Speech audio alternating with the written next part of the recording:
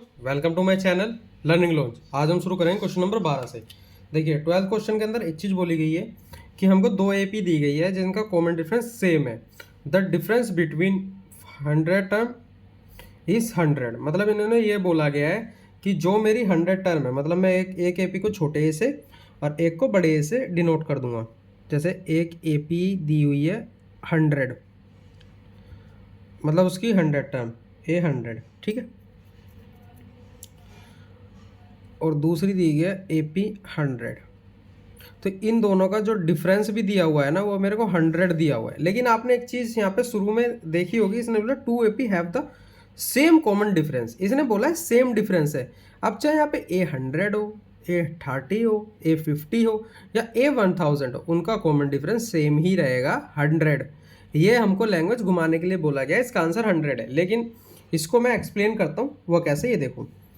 पहले मैं लेता हूँ स्मॉल ए 100 इक्वल, इसमें डिफरेंस बोला गया है ना इसका, तो छोटा ए और फिर ये बड़ा, इसका जो डिफरेंस है माइनस करके वो कितना है 100 है, क्योंकि ये बोला गया 100। The common difference between their 100 term, मतलब दोनों की 100 टर्म का डिफरेंस 100 है।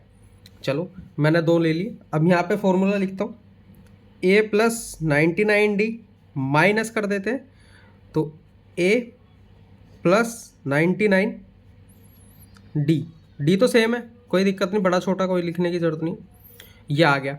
मैंने ब्रैकेट इसलिए लगाया क्योंकि माइनस में अंदर के साइन चेंज हो जाते हैं। तो ए प्लस 99d माइनस बड़ा ए, फिर यहाँ पे माइनस 99d। अब यहाँ देखो, ये 99d प्लस का, ये माइनस का, ये कट गया, तो यहाँ पे बचा ए माइनस बड़ा ए, वो मेरा 100 आ गया। कॉमन डिफरेंस ही तो आया है, और यही यहाँ बोला गया है, सो ही आया, और कुछ नहीं। अब मान लो चलो 100 टर्म का भी लेते हैं, इसकी मैं 1000 टर्म का ले लेता हूँ। ए 1000 माइनस ए 1000 टर्म का मैं ले लेता हूँ। कितना कॉमन डिफरेंस अभी हमको नहीं पता, ये मेरे को निकालना है। चलो देखते हैं। तो ए प्लस 1 2 3, यहाँ डी आ जाएगा, माइनस फिर से ब्रैकेट ए प्लस 999d, ठीक है, यहाँ ए प्लस 999d माइनस बड़ा ए माइनस 999d। अब यहाँ इससे माइनस हो गया, ये इससे माइनस हो गया, यहाँ बचा ए, सॉरी यहाँ बचा ए माइनस ए। और इस ए माइनस ए की वैल्यू मेरे को दी गई है 100, तो यहाँ पे भी ए माइनस ए की वैल्यू मेरे को 100 आई है। ये देखो दोनों में 100 आया, चाहे मैं कोई सी वैल्यू ले लूँ, आंसर मेरा 100 ही आएगा। जब 100 ही आना है तो वो तो मैंने आपको एक्सप्लेन कर दिया। तो इसका जो आंसर है ना, इसने बोला गया डिफरेंस बिटवीन 100 टर्म, तो डी जो है वो मेरा 100 ही है। ये मेरा इसका आंसर है, सिर्फ एक छोटी सी चीज़ थी। अब हम करते हैं क्वेश्चन नंबर 12, मतलब 12 तो हो गया 13। इसमें ये बोला गया है कि हाउ मैनी 3 डिजिट नंबर, ऐसे 3 डिजिट के कौन सा नंबर जो 7 से कट जाते हैं। ऐसे क्वेश्चन को करने का सिंपल तरीका, इसमें भी एपी बनेगी। देखो 100 से नंबर शुरू होता है, 99 तक 999 तक जाते हैं। ऐसे ये 3 नंबर है जिससे ये मेरी वैल्यू 3 नंबर के बीच में आती है। अब देखो 100 तो 7 से कटेगा नहीं, 7 से कटने वाली सबसे छोटी वैल्यू होगी 105। ये कैसे आ गया? अगर मैं 15 से काटूंगा ना इसको, तो 15 से 7 बार में कट जाएगा, लेकिन मैं इसको काट के दिखा देता हूँ 7 से कटेगा, 7 एकम 7, 3 बचेगा, 7 पंजे 35, ये मेरा 7 से कट जाएगा। तो ये जो वैल्यू है ना मेरी 105 से शुरू होएगी। जब मेरी 105 से शुरू हो गई, 7 ऐड कर दो, 112 हो गया, फिर से 7 ऐड कर दो, 119 हो गया। बस मेरे को 3 टर्म बहुत होती है। ऐसे चलते चलते लास्ट टर्म मेरी है कितनी, 999। अब इसमें सबसे छोटी टर्म निकालनी, पहले इसको 7 से डिवाइड करते हैं। 7 से काटेंगे तो एक बार में 7, फिर 2 9, 7 चौक 28, फिर यहाँ बचेगा 1, फिर 9, फिर कितना आएगा 7 दूनी 14, यहाँ बचा मेरा 5।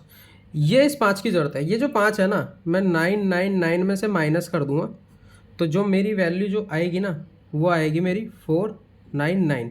ये ऐसी सबसे बड़ी वैल्यू है 3 डिजिट की जो 7 से कटेगी। तो यहाँ पे आ जाएगा मेरा 994।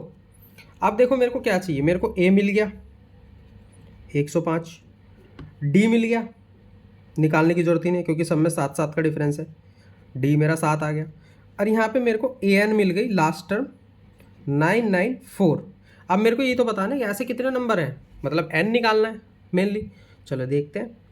तो अब यहाँ पे an का फॉर्मूला लगाते हैं, a plus n minus one D.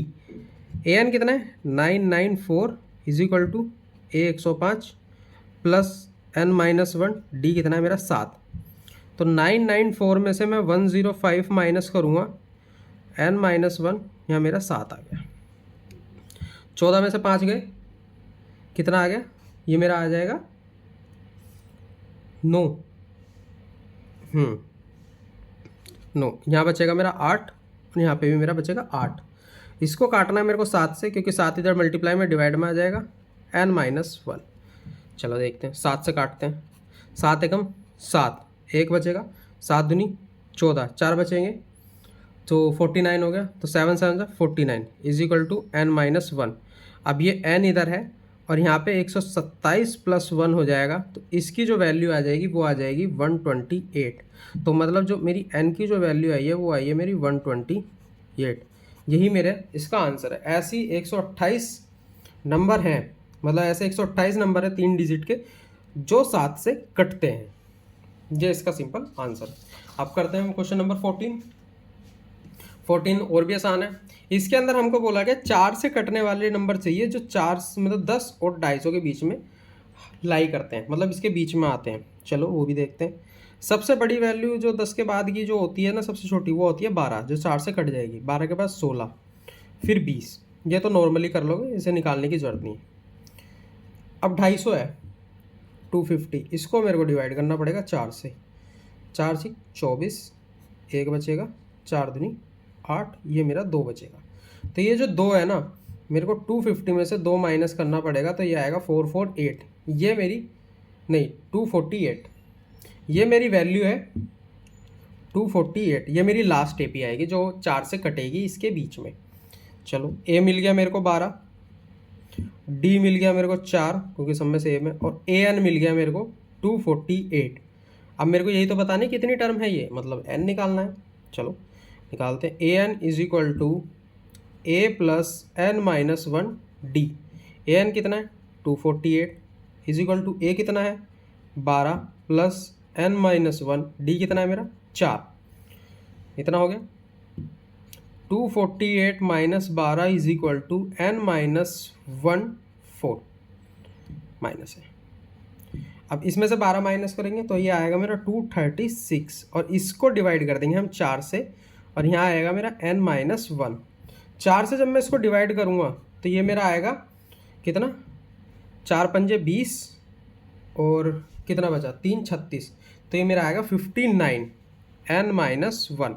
अब मैं सेम चीज़ कर दूं जैसे पहले किया था, इधर से उधर, लेकिन कोई दिक्कत नहीं, मैं यही कर देता हूँ। 59 plus 1 is equal to n। n की जो मेरी वैल्यू आई है वो आई है 60। ऐसे 60 नंबर्स हैं जो इसके बीच में कटेंगे, ठीक है। तो ये मेरा इसका आंसर हो गया। आई होप आपको मेरा पढ़ाया हुआ समझ में आया तो मेरे चैनल को लाइक एंड सब्सक्राइब करें, अपने फ्रेंड्स में शेयर करें। बाकी के नेक्स्ट क्वेश्चन नेक्स्ट वीडियो में।